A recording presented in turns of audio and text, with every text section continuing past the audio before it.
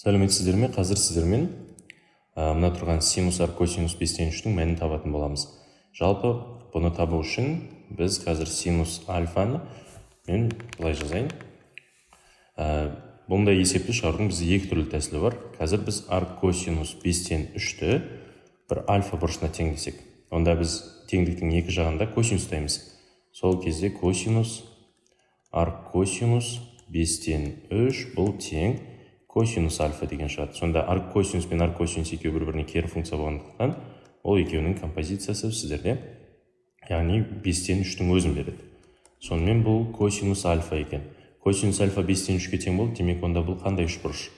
Іргелес жатқан катеті 3-ке тең, қарсы жатқан катеті 4-ке тең, гипотенузасы 5-ке тең, яғни 3, 4, 5 деген міне ұзындықтары 4, бұл 5-ке тең болатын тік бұрышты үшбұрыш, яғни бұл осы бұрышымыз альфа екен. Сонда біз қазір осындай алмастыру жасаған кезде ар косинус 5/3-ті біз альфа дедік қой. Сонда орнына қойып жіберейік. Сонда синус альфа, ал синус альфа дегеніміз ол міне мына тік бұрышты үшбұрыштағы мына сүйір бұрыш екен. Қарсы жатқан катеттің гипотенузаға қатынасы, сонда бұл 5/4-ке тең екен. Ал енді жалпы жағдайда біз бұны осылай сурет сызып отырмаймыз. Бізде мынадай формуламыз бар. Синус ар косинус x деп отырғанымыз бұл түбірдің астындағы бір азайтылған x-тің квадраты. Бұл қайдан шықты бұл формула?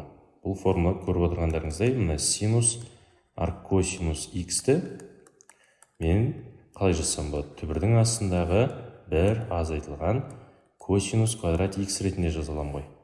Бұл жерде x емес, енді аргументіне нені жазамыз? Ар косинус x-ті жазамыз. Ар косинус x, және бұлардың барлығы түбірдің астында. Сонымен косинус пен ар косинус бұл бізде x-ке тең, сонда түбірдің астындағы міне бір азайтылған x-тің квадраты деген осындай формула шығады екен. Сонымен бұл формуланы да жатқа білулеріңіз керек, 10-шы сыныпта оқитын оқушылар. Ал енді олай болса осы дайын формулаға қоя салсақ та болады. Сонда міне синус арк косинус 5/3 бұл тең түбірдің астындағы бір азайтылған 5/3-тің квадраты. Сонда бұл түбірдің астындағы ортақ бөлімге келтіретін болсақ 25 азайтылған 9 бөлінген 25, сонда бұл 4 бөлінген 5-ке тең екен.